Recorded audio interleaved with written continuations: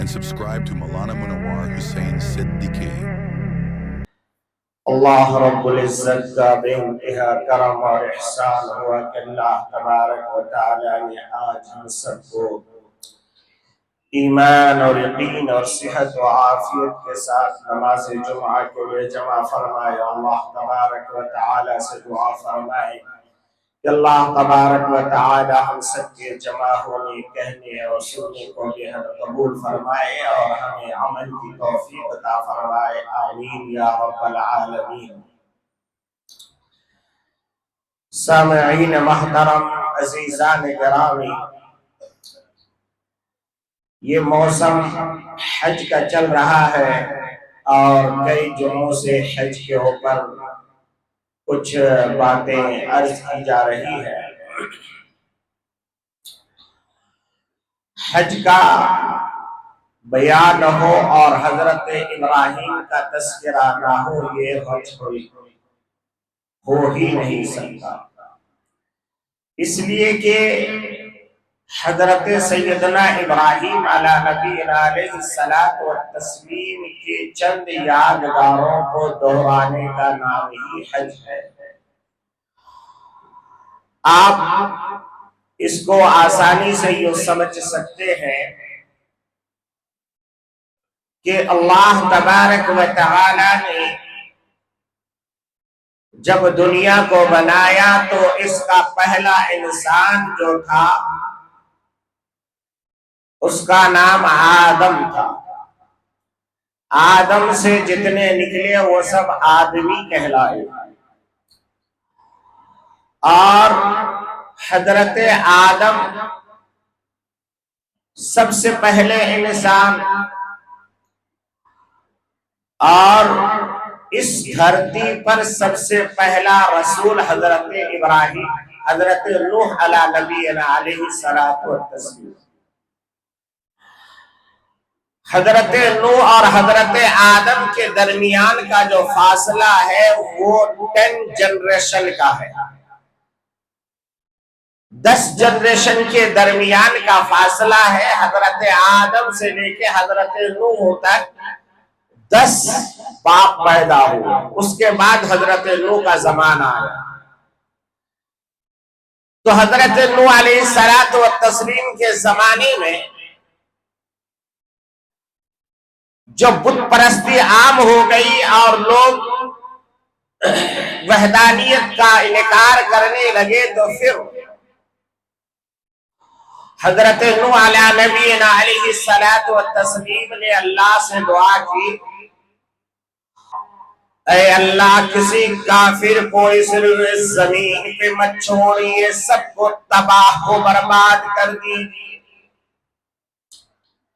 حضرت نوح کی دعا قبول ہو گئی اور اللہ تبارک و تعالی نے حضرت نوح سے کہا، اے نوح میں ساروں کو تو ختم کر دوں گا، مگر بچاؤ کا سامان یہ کرو کہ کشتی بناؤ۔ تو سب سے پہلے جو دنیا میں کارپینٹر کا کام شروع ہوا وہ حضرت نوح علیہ السلام کے زمانے سے ہوا۔ اس سے پہلے کوئی کارپینٹر نہیں تھا۔ تو حضرت نوح علیہ الصلوۃ والتسلیم کو آپ کارپینٹر بھی کہتے ہیں، سول انجینئر بھی کہہ سکتے ہیں، اس لیے کہ انہوں نے ڈیزائن کر کے اس کشتی کی تعمیر کی جو کافروں نے اس کا مذاق اڑایا، اور نتیجہ یہ ہوا کہ حضرت نوح علیہ السلام کے 4 بیٹے تھے، ایک کا نام تھا حام، ایک کا نام تھا شام اور ایک کا نام تھا ہند، اور ایک بیٹا تھا، اس بیٹے نے کنعان، جس کا نام تذکرہ ہے کنعان، اس نے انکار کیا اور کیا کہا، باپ نے کہا کہ بیٹا آ جاؤ میری کشتی پر سوار ہو جاؤ، بچ جاؤ گے۔ تو بیٹے نے کہا کہ میں آپ کے اس تھیوری پر بلیو نہیں کرتا، میں آپ کو نہیں مانتا، اور آپ جانے، آپ کا رب جانے، آپ کی کشتی جانے، میں تو اس پہاڑ پہ چڑھوں گا اور تمہارے اس طوفان سے بچ جاؤں گا۔ یہ باپ اور بیٹے کا جو مکالمہ ہو رہا تھا کہ درمیان میں ایک طوفان کا جھٹکا آیا اور بیٹا ڈوبا، اور باپ جو ہے اللہ کے دربار میں ہاتھ پھیلا دیا اور کہا کہ اللہ اے میرے پروردگار، یہ میرا بیٹا تھا، آپ نے کہا تھا کہ میں آپ کے اولاد کو ختم نہیں کروں گا۔ اللہ تبارک و تعالی نے فرمایا اے نوح، یہ تیرا بیٹا نہیں، یہ تیرا اہل میں سے نہیں، اس لیے کہ یہ نسبی باپ اور بیٹے کا تعلق نہیں، بلکہ یہ ایمانی تعلق ہونا چاہیے۔ یہ تجھے نبی نہیں مانتا، تیرے دین کو نہیں مانتا، مجھے رب نہیں مانتا، اس لیے تیرا اور اس کا رشتہ بالکل نہیں ہو سکتا۔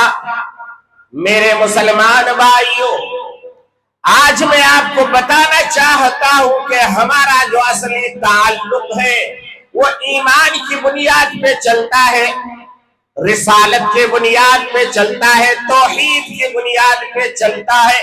اسی لیے اللہ تبارک و تعالی نے قرآن مجید کے اندر فرمایا وَمَنْ أَظْلَمُ مِمَّنْ مَنَعَ مساجد اللہ ان یذکر فیہا اسمہ یسبح لہ۔ کون ہوگا اس شخص سے بڑا ظالم جو اللہ کے گھر میں بندوں کو آنے اور جانے سے روک دے؟ کون ہوگا بڑا ظالم اس شخص سے جو اللہ کے گھروں میں انسانوں کو آنے اور جانے سے اور وہاں ذکر و اذکار سے اور عبادتوں سے روک دے؟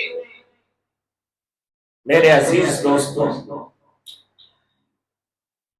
اب اگر آپ حج کا تعلق سے دیکھیں، اللہ تبارک و تعالی نے کیا کہا تھا کہ حج اس بندے پر فرض ہے جو آنے اور جانے کی صلاحیت رکھتا ہو اور جتنا دن وہاں ٹھہرے اس کا انتظام ہو اور اس کے گھر والے کا انتظام ہو جائے، اس پر حج فرض ہے۔ آج کی حکومت چاہے وہ انڈیا کی ہو اور چاہے وہ سعودی عرب کی، چاہے وہ پڑوس کے ملک کی ہو، چاہے اور دوسرے کسی اسلامی کنٹری کو، یہ سب کے سب ظالم ہیں۔ یہ سب کے سب ظالم اس معنی کر ہے کہ اللہ کے بندوں کو اللہ کے گھر میں جانے سے رکاوٹ پیدا کر رہا ہے۔ آج آپ سعودی میں چلے جائیے، وہاں جو مکے کے قریب رہتا ہے، ہمارے ہندوستان کا مزدور وہ حج نہیں کر سکتا۔ لا حج الا تشریح، وہاں ایک جگہ جگہ پر ایک بورڈ آویزہ ملے گا آپ کو، مکہ کے روڈوں پہ، مکہ کی گلیوں میں، طائف کے بازاروں میں، تمہارا حج نہیں اگر تم نے گورنمنٹ سے اجازت نہیں۔ یہاں اللہ کیا کہہ رہا ہے اپنے نبی کو؟ وَأَذِّن فِي النَّاسِ بِالْحَجِّ يَأْتُوكَ رِجَالًا وَعَلَىٰ كُلِّ ضَامِرٍ يَأْتِينَ مِن كُلِّ فَجٍّ عَمِيقٍ۔ اے میرے ابراہیم خلیل اللہ، ذرا آذان تو دے، ذرا لوگوں کو بلا تو صحیح۔ ابراہیم نے اللہ کے سامنے ہاتھ پھیلا کے کہا اللہ میں بلاؤں گا، یہاں تو کوئی ہے نہیں، کون آئے گا؟ تو اللہ تبارک و تعالی نے کہا ابراہیم تو آذان دے گا، قیامت تک لوگ سواری پہ سوار ہو کے، پیدل چل کر کے، جن کے پاؤں نہیں ہوں گے وہ گھسیٹ گھسیٹ کر کے، جن کو پاؤں نہیں ہوں گے وہ اپنے چوتر کے بغیر جو ہے بل رگڑ رگڑ کر کے زمین پہ گھسٹ گھسٹ کر کے وہ آئیں گے، میرے گھر کا طواف کریں گے۔ اللہ کہتا ہے کہ میرے بندے کو آنے دو، اور آج کی حکومت کہتی ہے کہ نہیں نہیں، پہلے 5 لاکھ جمع کرو، 10 لاکھ جمع کرو۔ یہ ظالم ہے۔ حقیقت کے معنی میں آپ دوسری کنٹری گھومنے کے لیے جائیے، آپ کو 4 لاکھ کا خرچہ نہیں آتا۔ آپ دبئی جائیے، 10 سے 12 ہزار کا ٹکٹ ہے، جانا اور آنا، خرچہ کرنے کے لیے 1 لاکھ لگا دو۔ مگر ان ظالموں نے ہمارے حج کے راستے کو اتنا اتنا کٹھن کر دیا، اتنا کٹھن کر دیا کہ آج کا غریب آدمی حج کرنے کے بارے میں سوچ بھی نہیں سکتا۔ یہ ان کی عیاشیوں کے لیے ہوتا ہے یہ پیسہ حج کے راستے میں خرچ نہیں ہوتا۔ یہ ان منسٹروں کی عیاشی چاہیے، یا ہمارے جو حج کے کمیٹی کے ذمہ دار لوگ ہیں ان کو عیاشی کرنے کے لیے پیسے چاہیے۔ یہ سارے عیاشیوں کے پیسے ہمارے پیسے سے عیاشی کرتے ہیں، ورنہ کیا مطلب ہے کہ ایک آدمی حج کرنے جانا چاہتا ہے 4 لاکھ 5 لاکھ 6 لاکھ، کیا بھائی کون سی لوٹ مچا رکھی ہے؟ آج بندہ جائے سنگاپور، آنے جانے کا 15 سے 20 ہزار کا ٹکٹ ہوتا ہے، 1 لاکھ کا خرچہ اگر وہ بہت زیادہ شاپنگ کرے گا تب، مگر نہیں۔ انہوں نے دیکھا کہ مسلمان بھولے بھالے ہیں، مسلمانوں کو اس گھر میں آنا ہے، اللہ نے بلایا ہے، پیارے آقا صلی اللہ علیہ وسلم کی جو ہے عقیدت اور محبت میں یہ دیوانہ ہے، اس لیے ان تمام، صرف میں انڈیا کی حکومت کی بات نہیں کر رہا ہوں، سعودی حکومت بھی ظالم ہے ایک نمبر کا، وہ بھی ہمارے ہی پیسوں سے عیاشی کرتا ہے، ورنہ وہ اجازت دیتا کہ جاؤ بھائی جتنے لوگ حج کرنا چاہے حج کرو، مگر نہیں، وہاں اس نے بورڈ لگا دیا لا حج الا تشریع، لا حج الا تشریع، بھائی اس کے لیے حج نہیں ہے، جو کیوں نہیں ہے؟ تیرے باپ کا حج ہے، تیرے باپ کے گھر سے حج لے کے آیا۔ ارے میرا قرآن کہتا ہے کہ 1 منٹ کے لیے عرفہ میں چلا گیا، وہ حاجی بن گیا، وہ حج کر لیا۔ تو کہتا ہے میری اجازت، تیری بھی اجازت، تو ایک نمبر کا فرعون بنا ہوا، تو نمرود اور شداد سے آگے بڑھ چکا ہے۔ صرف تو کلمے والا مسلمان نہیں ہوتا تو پتہ نہیں تیرے اوپر کیا کیا فتوے آ جاتے، مگر کیونکہ تو کلمہ پڑھتا ہے، ورنہ تیرے کام یہودی سے کم نہیں، تیرے کام نصارہ سے کم نہیں، تو مسجد حرام کو بھی ناپاک کرنے کی کوشش کرتا ہے۔ میرے بھائیوں، اس لیے اللہ تبارک و تعالیٰ نے آج سے 1400 سال پہلے ایسے لوگوں کے لیے قرآن میں فرمایا وَمَنْ أَظْلَمُ مِمَّنْ مَنَعَ مَسَاجِدَ اللَّهِ، کون ہوگا اس سے بڑا ظالم جو اللہ کی مسجد میں بندوں کو آنے سے روک دے۔ روکنے کے بہت سارے طریقے ہوتے ہیں، رستے میں ڈنڈا لے کے کھڑا ہو جائے وہ بھی روکنا ہے، کسی نے پل توڑ دیا وہ بھی روکنا ہے، اور اب ان حکومتوں نے کرایہ اتنا بڑھا دیا، اس کے سفر کے اخراجات اتنے بڑھا دیے۔ کیا آپ یہ سمجھتے ہیں کہ جو بڑے بڑے فنکشن کیا جاتا ہے یہ پیسے کہاں سے آتے؟ یہ بھی ہمارے حاجیوں کے پیسے، یہ سارے منسٹروں کا ہمارے حجوں کے پیسوں سے عیاشی کرنی ہوتی ہے، اسی لیے حج کے سفر کو اتنا مہنگا کر دیا جاتا ہے کہ غریب آدمی آج کے دن حج نہیں کر سکتا۔ اللہ ایسے حکومتوں کی اصلاح فرمائے، اللہ تبارک و تعالی ہمیں دار نبوی اور خلفائے راشدین کے طرز پر جو ہے حج کرنے کی توفیق عطا فرمائے۔ آج اگر خشکی کا راستہ کھل جائے، میں سمجھتا ہوں ہندوستان کا لاکھوں لوگ پیدل جا کے حج کر سکتے، مگر نہیں، یہ انگریزوں نے بنایا چوہدری، اللہ کی سرزمین ہے، اللہ کی حکومت ہے، اللہ نے اس زمین کو بنایا، آسمان کو بنایا، اللہ نے کیا کہا؟ یہ زمین میری ہے، یہ آسمان میرا ہے، میں کوئی کسی سے کوئی ٹیکس نہیں دیتا، مگر ان بندوں نے جگہ جگہ پر نالیاں کھینچ دی، لکیریں کھینچ دی، اس زمین سے ادھر تم نہیں جا سکتے، اس زمین سے ادھر تم نہیں جا سکتے، یہ راستے روک دیے گئے۔ میرے بھائیوں، آپ دیکھیے حضرت مالک بن دینار رحمت اللہ علیہ کے زمانے کا مشہور واقعہ ہے کہ حضرت مالک بن دینار رحمت اللہ علیہ حج کے لیے جا رہے ہیں، گھوڑے پر سواری اختیار کیا ہوا ہے، ایک بندے کو دیکھا کہ ایک بندہ اپنے چوتر کے بر رگڑ رگڑ کر کے گھسیٹ گھسیٹ کر کے آگے بڑھ رہا ہے۔ مالک بن دینار دھوپ کی سختی، پسینے میں شراب اور گھوڑے پر سواری، یہ سمجھ گیا کہ یہ بندہ بھی شاید ادھر ہی جا رہا ہے، اور انہوں نے کہا کہ بھائی کہاں جا رہے ہو؟ تو کہا کہ وہیں جا رہا ہوں۔ کہا کہاں سے آئے؟ کہا وہیں سے آیا۔ مالک بن دینار کے عجیب آدمی بولتا ہے وہیں سے آیا، کہاں جا رہے ہو؟ وہیں جا رہا ہوں۔ پریشان ہوئے، کہا آؤ میں بھی وہیں جا رہا ہوں۔ کہا کہ نہیں، میرے پاس اللہ نے سواری دی ہے، الحمدللہ، میں اس اپنے چودر کے بل چل کے جاؤں گا، تمہیں تمہاری سواری مبارک ہو، مجھے تو اسی میں مزہ آ رہا ہے۔ میرے بھائیوں، اللہ کے راستے میں جو بندہ جاتا ہے وہاں کی تکلیفیں اسے مزے لے کے جھیلنا چاہیے، اگر وہاں تکلیف آ جائے تو شکوے شکایت نہیں کرنی چاہیے۔ آج تو حاجی ایسا جاتا ہے جیسے لگ رہا ہے سسرال جا رہا ہے، تھوڑی تھوڑی سی بات پہ، اور یہ شیطان کا ڈبہ ہاتھ میں پوری دنیا کو دکھاتا ہے مجھے یہ تکلیف ہو گئی، ویڈیو بنا کے اپلوڈ کر دیا۔ ارے بھائی تکلیف ہو گئی، صبر کر لو، فصبر جمیل واللہ المستعان علی ما تصفون۔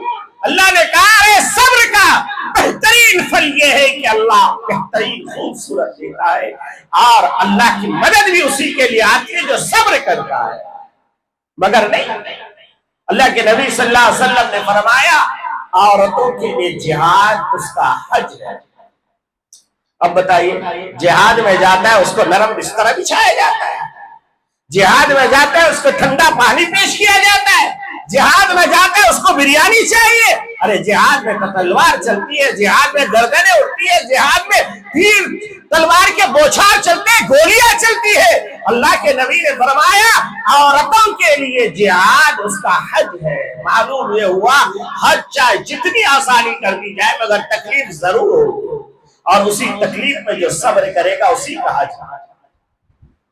اب وہ دونوں پاؤں سے معذور انسان اپنے چودر کے بل رگڑ رگڑ کے آگے بڑھ رہا ہے، مگر نہیں بتایا کہ میں بیت اللہ کو جا رہا ہوں، حج کو جا رہا ہوں، میں کتنی تکلیف سے گزر رہا ہوں۔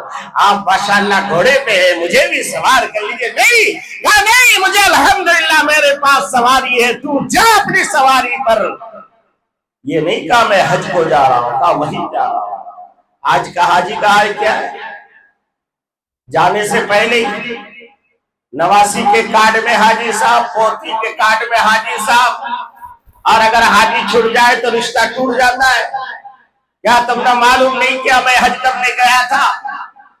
میرے بھائیوں، یہ حج دکھاوا والا حج چھوڑ دیجیے، حج اس لیے کیجیے تاکہ اللہ راضی ہو جائے۔ اللہ کے نبی صلی اللہ علیہ وسلم نے فرمایا الحج مبرور لیس لہ جزاء الا الجنہ۔ اللہ کے نبی نے فرمایا ارے حج اگر ایسا کرے جس میں کسی قسم کی کوئی غلطی نہ کرے، اس کا بدلہ سوائے اس کی تو جنت میں جائے گا، جنت کے علاوہ کوئی اس کا بدلہ نہیں۔ ایک جگہ اللہ کے نبی صلی اللہ علیہ وسلم نے فرمایا رجع کا امک ولدت ہو، ایسا لوٹو جیسا کہ تمہارے ماں نے آج تجھے جنا ہے۔ یہ ہے حج کا فائدہ۔ میرے عزیزوں، حضرت مالک بن دینار رحمت اللہ علیہ فرماتے ہیں میں کشمکش سے نکلا وہاں سے، اور چلتا گیا یہاں تک کہ حج کے ایام آ گئے۔ حج کے ایام آ گئے، میری نظر اسی بندے کو ڈھونڈتی رہی کہ آخر اس نے کہا تھا کہ وہیں جا رہا ہوں، یہ آیا تو یہی ہوگا، کہاں ملے گا؟ حضرت مالک بن دینار فرماتے ہیں اچانک میری نظر پر وہ طواف کر رہا ہے، طواف کر رہا ہے، قریب گئے، سوچا کہ اس کو کہوں کہ دعا کرو، اتنے میں وہ کسی اور طرف نکل گیا، میں اور بھیڑ کی وجہ سے پھر ہم بچھڑ گئے، ملاقات نہیں ہو سکی۔ کہا چلو کوئی بات نہیں، طواف میں نہیں ملا، مینا میں تو مل ہی جائے گا، عرفہ میں تو مل ہی جائے گا۔ مالک بن دینار فرماتے ہیں عرفہ میں ملاقات ہوئی، دعا کی درخواست کی، اس کے بعد پھر مینا آئے، اور مینا میں جمرات کے پتھر مارنے کی جگہ پر پتھر مارتے مارتے جب فارغ ہوئے، لوگ اپنے قربانی کرنے کے لیے نکلے، اس بندے نے اپنی انگلی کو یہاں پہ رکھا اور کہا اے اللہ، جس کے پاس اونٹ تھے اس نے تیرے راہ میں اونٹ کو قربان کر دیا، جس کے پاس बकरा था उसने बकरा कुर्बान किया, जिसके पास दुम्बा था उसने दुम्बा कुर्बान किया। ऐ मेरे परवरदिगार, मेरे पास कुछ नहीं है, मैं खाली हाथ हूँ, मेरी जान है। ऐ अल्लाह, मैं तेरे रास्ते में अपनी जान को कुर्बान कर रहा हूँ। और ये कह के कैसे उंगली फेरा। और मालिक बिन दीनार फरमाते हैं, मैं देख रहा था, सुन रहा था, मैं करीब था, मैं जल्दी से जाके उसको पकड़ना चाहा, देखा तो मैं पहुंचा तो वो जमीन पे गिर चुका था और उसके यहाँ पर एक चाकू के निशान की तरह थे और उसके ऊपर मांस हो चुकी थी। मेरे भाइयों, हज ऐसा होता है, अपने आप को मिटाने का नाम हज है, अपने आप को फना कर देने का नाम हज है, अपने आप को मिट्टी में मिला देने का नाम हज है। मेरे अजीज साथियों, इसलिए फरमाया गया, इंसानों को चाहिए कि जो मालदार लोग हैं वो हर 5 साल में एक बार जरूर हज करें। ये नहीं कि एक बार कर लिया बच्चों, नहीं। अल्लाह के नबी सल्लल्लाहु अलैहि वसल्लम ने फरमाया कि तवातुर के साथ हज करो, बार बार करो। और इमाम अबू हनीफा रहमतुल्लाह अलैह ने तो फरमाया कि बस जिंदगी में एक फर्ज है, मगर और अइमा फरमाते हैं कि हर 5 साल में मालदार के ऊपर एक बार हज फर्ज हो जाता है। बहरहाल फर्ज हो या ना हो, मगर इस इंसान को चाहिए कि बार बार हज करे, जितने मौके मिले हज करता रहे। अब वहां जाने के बाद आजकल अजीब अजीब यहूद और नसारा वाला कानून लागू हो गया है। क्या तवाफ नहीं कर सकते, ये नहीं कर सकते, वो नहीं कर सकते। हाँ, सब कुछ कर सकते। जिना कर सकते हो, शराब पी सकते हो, चोरी कर सकते हो, मुल्क को लूट सकते हो, मुल्क को लूट करके बाहर भाग सकते हो, इसके लिए कोई कानून नहीं। देखा आपने कहीं पर कोई कानून लगाओ? औरत नंगी फिरे, कोई कानून नहीं। हाँ, दाढ़ी रखो, कानून पर पाबंद। फौज में नहीं जा सकते हो, दाढ़ी रखे हो। नमाज नहीं पढ़ सकते हो। सारे कवानीन बनते हैं इस्लाम के मुखालिफ कवानीन। वही हाल हमारे सऊदी अरब का। आप मक्के में जाइए, तरह तरह के कानून, इधर से नहीं घुस सकते, उधर से बंद कर दिया गया। क्या मुसीबत है। अल्लाह के बंदों को अल्लाह के घर में आया है, छोड़ो इनको आजादी के साथ, इबादत करने दो। नहीं, तबाह बर्बाद कर रखा है। अब ये कानून लागू कर दिया, आप तवाफ नहीं कर सकते, आप करोगे तो ऊपर बैठो फला और बैठो। अब एक तवाफ करेगा 7 किलोमीटर चल रहा है, उसको कैसे चलेगा? बहुत मुश्किल काम है। इसीलिए लोगों ने वहां पर अब ये बना लिया कि चलो भाई एहराम मान लो, चलो घुसो। अब बहुत सारे लोगों के दिमाग में आता है कि भाई अब क्या वहां जा करके एहराम बांध करके तवाफ करना, जब क्या हम मोहरिम नहीं है, उम्रे के नियत नहीं किए, तो क्या जायज है या ना जायज है? नहीं जायज है। करो तवाफ, दिल भर के तवाफ करो, जी खोल के करो। इसलिए कि ये कवानीन इन शैतानों के बनाए हुए हैं, अल्लाह का बनाया कानून नहीं है। अल्लाह ने तो कहा मेरे घर के तरफ, ये शैतान कहता है मत आओ, दूर जाओ। तो मेरे भाई और अजीजों दोस्तों बुजुर्गों, जब आप वहां जाए तो सबसे पहले यह है कि अपने दिल को कीना से, बुग़्ज़ से, रिया से, हसद से पाक और साफ करके जाए। अपने आप को ये सोच के जाए कि अल्लाह ने मुझे ये आखिरी बार बुलाया है, पता नहीं उसके बाद फिर हाजिरी होगी कि नहीं होगी। आप पूरी तौर पर पाक और साफ होकर के, पाक साफ कमाई से जाए।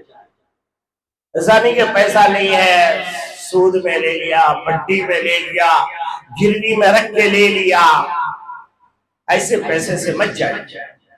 उससे बेहतर है फिर यही इबादत की, खालिस पैसे हो, अच्छे पैसे हैं, उस पे हज पे खर्च करके जाए और जाने के बाद पूरी उम्मत के लिए दुआ फरमाए, वहां की हुकूमत के लिए खुसूसन दुआ फरमाए। इस वक्त पूरे वर्ल्ड में सबसे ज्यादा बिगाड़ वही की हुकूमत से आ गया। اگر وہاں کی حکومت صحیح ہو جاتی تو شاید نہ فلسطین میں ہمارے اتنے بچے یتیم ہوتے، نہ بے موت مارے جاتے، نہ دنیا میں مسلمانوں پر اتنا بڑا ظلم ہوتا۔ تو شیطان نے وہاں پر شراب خانے کھول دیے، جوئے کے اڈے کھول دیے اور سنیما گھر کھول دیا۔ ارے یہ امت تو چاہتی ہے اللہ سے لو لگانے کے لیے، مگر یہ شیطان کی حکومت چاہتی ہے ان کو بگاڑ کر کے جو ہے غلط راستے پہ ڈالنے کے لیے۔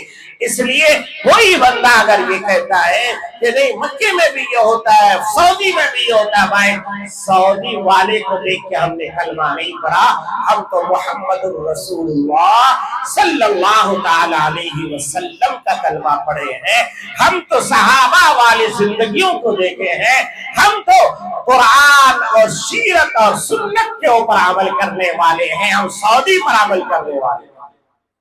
بہرحال اس وقت خصوصاً ہمارے اس پیارے ملک ہندوستان کے لیے بھی دعا فرمائیے گا، کیونکہ یہاں پر بھی اب خلفشار ہے، فسادات ہے، کئی لوگ ابھی بنگال میں مارے جا چکے ہیں، آگ زنی کا معاملہ چل رہا ہے، تو ہر جگہ پر ایک قسم سے نفرت کی ہوائیں چل رہی ہے۔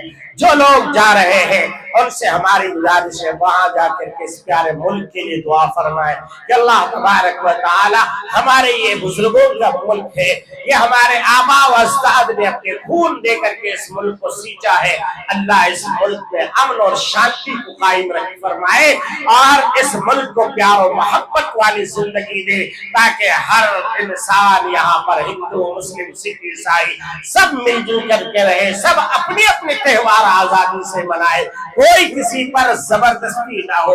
یہ آپ وہاں جا کے دعا فرمائے، اللہ تبارک و تعالی ہمیں عمل کی توفیق عطا فرمائے، آمین۔ وآخر دعوانا الحمدللہ رب العالمین۔ السلام علیکم۔